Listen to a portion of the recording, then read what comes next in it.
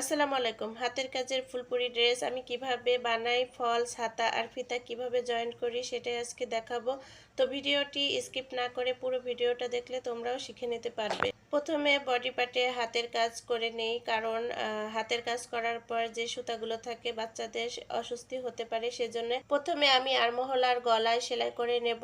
Body part সোজা আর false উল্টা part করে আমি সেলাই করে নিচ্ছি। তারপর ছোট ছোট কাট করে উল্টিয়ে চাপ সেলাই করে নেব।